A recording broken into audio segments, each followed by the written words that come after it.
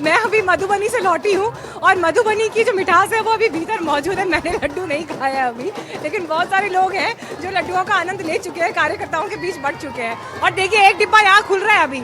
अच्छा, ये नया मिठाई का डिब्बा खुल रहा है। नहीं, तो जो लड्डू पहले फेज का बढ़ चुका है, दूसरा राउंड है जो कि देखिए जी विकास, आप इंतजार कर रहे थे लड्डू बंटने की तस्वीर का, लीजिए आपके लिए लाइव तस्वीर हमने यहाँ बीजेपी दफ्तर से प्रस्तुत कर दी है। और देखिए ये उत्साह ना, जब बड़े नेता आएंगे उस समय भाषण होंगे, बड़ी बड़ी बातें भी होंगी, मंच से होंगी, कई फैक्टर्स गिनाए जाएंगे, लेकिन देखिए कार्यकर्ता जो है ना, ये डिजर्व करते हैं ये सेलिब्रेशन, क्योंकि बीते कई महीनों से जो ये जमीन पर जाकर काम करते हैं, बूथ पर पहुंचकर, घर घर पहुंचकर, डोर डोर कैंपेनिंग तक, तो इनके लिए आज की ये जीत जो है बड़े मायने रखती है। जरा दिखाइएगा उधर पटाखों का भी शोर है, जैसे मैंने पहले कहा कि दिवाली है या बात समझ नहीं आ रहा, और इस सबके बीच जो जोश और उत्साह है वो देखकर ही बनता है। हाँ जी, क्या कहना चाह रहे हैं? देखिए माननीय प्रधानमंत्री जी का जो सबका साथ बोलने तो दीजिए, आपने पहले लड्डू खिलाया। पहले तो मैं आपके चैनल के माध्यम से पूरे बिहार वासियों को बहुत बहुत धन्यवाद देता हूँ, और जितने मतदाता हैं उनका मैं अभिनंदन करता हूँ, स्वागत करता हूँ कि जिन्होंने एनडीए पे भरोसा किया और उनको बढ़ करके वोट दिया, उस महापर्व में बड़ा हिस्सा लिया। माननीय प्रधानमंत्री, सीमांचल के मुसलमानों ने कमल खिलाया है, एनडीए के भरपूर सहयोग किया है, सीमांचल के मुसलमान बढ़ चढ़ के हिस्सा लिया है। सबका साथ सबका विकास, जातिवादी खत्म हुआ है और सभी लोग हम लोग मिल करके एक सरकार मुद्दा देखिए, मैं चिकित्सा प्रकोष्ठ का मीडिया प्रभारी हूँ। ये विधानसभा का जो डेटा आ रहा है ना, ये डेटा यहाँ मंत्रालय बनने का नहीं है, बिहार की जनता सनातन को पहचान चुकी है। सुनिए, ये अब बस दो ही जाति, एक महिला एक पुरुष, साथ ही सारी जाति खत्म हो गए हैं, सिर्फ जाति खत्म कर दिया है और हमने वोट विकास। आप लोग सब रंग गुलाल लगा के, मुझे समझ में नहीं आ रहा आज यहाँ होली मन रही है, दिवाली मन रही है। देखिए, ये सालों की तपस्या है, ये महिला शक्तिकरण की बात है, आदरणीय नीतीश कुमार जी और नरेंद्र मोदी जी की बात है, उनकी जो अनेकों योजनाएं जो महिलाओं के लिए थी, आगे बढ़ाने के लिए बिहार में एक बार मोदी जी का सरकार बनना चाहिए था।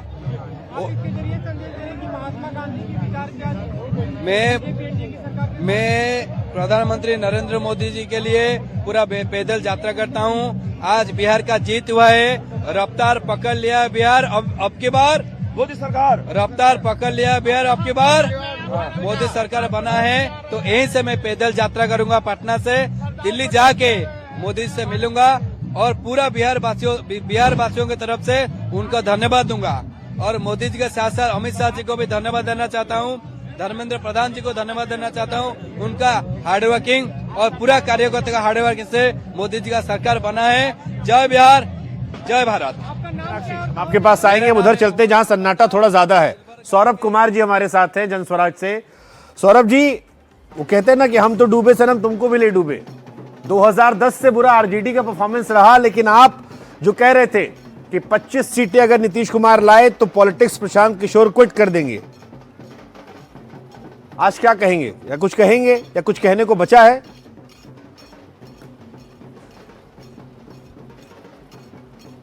सौरभ जी, आप तक आवाज आ रही है? कोशिश करते हैं उन तक पहुंचने की, उनकी आवाज जैसे ही कनेक्ट होगी हम। हाँ जी, आ रही है। जी जी। सौरभ जी, इतना दुखी मत होइए, चुनाव है, चलता रहता है, हर 5 साल में आता है। यूपीएससी का एग्जाम नहीं आ रही है सर। आज मुश्किल कार्य है, आज मुश्किल है, आवाज पहुंचना बहुत मुश्किल है आज। जनता की भी नहीं पहुंची लगता है। आवाज आ रही है तो सौरभ जी सवाल जवाब का सिलसिला शुरू करें। ठीक है। जनता भी चेक कर रही थी कि अभी इनको, तो हम भी एक बार चेक कर लेते हैं। तो मुझे लगता है कि ये उसी दिन चुनाव हार गए जिस दिन प्रशांत किशोर ने ये कह दिया कि वो चुनाव नहीं लड़ेंगे। जो बचा खुचा था वो भी चला गया, जो मीडिया बबल था वो भी खत्म हो गया। और शुरुआत से मैंने देखा कि बहुत बड़े बड़े पत्रकार ये कह रहे थे कि नहीं, प्रशांत किशोर फैक्टर है, और बिहार के बड़े जानकार पत्रकार ये कह रहे थे। मैं भी बिहार घूम के आया और मैंने आते ही कहा था कि 3 से 4% अगर वोट शेयर भी आ जाए तो बहुत बड़ी बात होगी, सीट तो छोड़ ही दीजिए। और वही कुछ हो रहा है। पता नहीं कैसे इतनी हाइप दे दी थी प्रशांत किशोर को। प्रशांत किशोर की पार्टी जन स्वराज का परफॉर्मेंस को लेकर बहुत सारे सवाल हैं। हमारे साथ सौरभ कुमार उनके प्रवक्ता हैं वो जुड़ गए हैं। सौरभ कुमार जी, आवाज़ आ रही हो तो बड़ा सन्नाटा है आपके दफ्तर में, आपके मन में। नहीं, कोई सन्नाटा नहीं है। देखिए, कोई सन्नाटा इसलिए नहीं है कि 1 वर्ष पुरानी हमारी पार्टी है, 3 वर्ष का हमारा प्रयास कांग्रेस है। के करीब जाते दिख रहे हैं आप। बिहार के मुद्दों पर जिन मुद्दों पर चुनाव लड़ा गया है वो बहुत प्रमुखता और बहुत प्रखरता के साथ जनसुराज और प्रशांत जी ने रखा। आज बहुत लंबे कालखंड के बाद बिहार का चुनाव इस प्रकार का हुआ है और 2 चीजें निकल कर आई। पहला, अच्छा है कि अब ये टर्म जंगल राज इसके बाद बिहार में शायद न रहे।